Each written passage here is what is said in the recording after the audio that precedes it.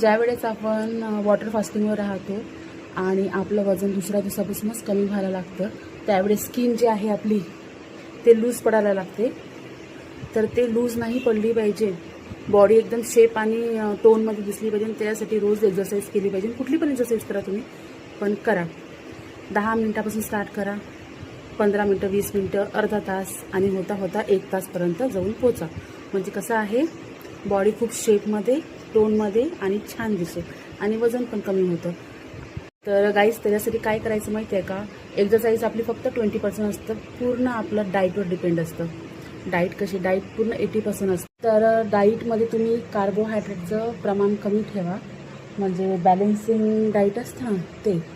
चपाती तुम्ही करत आहे तर फुलका करा. म्हणजे कसं, त्याला फुलक्याला जास्त तेल लागत नाही, ते बिना तेलाचंच होतं. तर तो एक प्लस पॉईंट आहे आपला. एक्सरसाइज केल्याने खूप हलकं वाटतं, माइंड फ्रेश होतो आणि हॅपीनेससारखं पूर्ण दिवस राहतं आपलं. एक्सरसाइज केल्याने मूड छान राहतं, सर्वात छान. म्हणजे तुम्ही पण करून बघा, तुमच्या जीवनशैलीमध्ये हा थोडासा चेंज करून बघा तुम्हाला कसं वाटतं. तर किती टेन्शन असलं, काही असलं तर सध्यासाठी थोडंसं त्या टेन्शनपासून दूर राहायचं आणि एक्सरसाइजकडे फोकस द्यायचं. एक्सरसाइज, डाईट आणि तब्येतीकडे फोकस द्यायचं जास्त.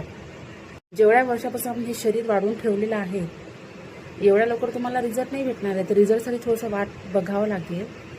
कसं आहे, एकदम विहीर खोदली आणि विहिरीला पाणी थोडी येते, त्याला पाणी येण्यासाठी पण वेळ लागतो ना. तर तसंच आपलं पण आहे. तुम्ही जर म्हणसान की लगेच तुम्हाला रिझल्ट पाहिजे, तर असं नाही होत. वेळ लागतं, पण रिझल्ट मात्र भेटतं. हे डेफिनेटली आहे, 100% वॉटर फास्टिंगमध्ये कसं आहे, झपाट्याने वेट कमी होतं दुसऱ्या दिवसापासून, एका दिवसातच. आज तुम्ही फास्टिंग करा, उद्या तुमचं रिझल्ट बघा, असं आहे.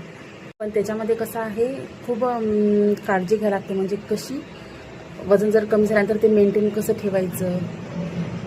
पोषण कमी करा, क्वांटिटी कमी करा, आपोआप रिझल्ट भेटायला चालू होतं. आधी करत होते, जास्त क्वांटिटीमध्ये खात होते, तसं नाही करायचं. कमी प्रमाणातच घ्यायचं. म्हणजे कसं आहे, आपल्याला त्याचा फायदा होतो सर्वात जास्त. फक्त पडतो, पण वेळ लागतो. होतं मात्र, करणाऱ्याला काहीच इम्पॉसिबल आहे नाही. फक्त करासाठी उठा आणि चालू व्हायचा. फिर देखो कमाल, कहाँ झिरो से हिरो तक पोहोच जाएंगे. असं ती सगळी गोष्ट आहे. मग माझं सांगितलं मी. चला, आजच्यासाठी एवढंच. भेटूयानंतर. तोपर्यंत बाय. मस्त राहा, स्वस्त राहा आणि हेल्दी खात राहा आणि काळजी घेत राहा आणि फिटनेसकडे लक्ष देत राहा. चलो बाय.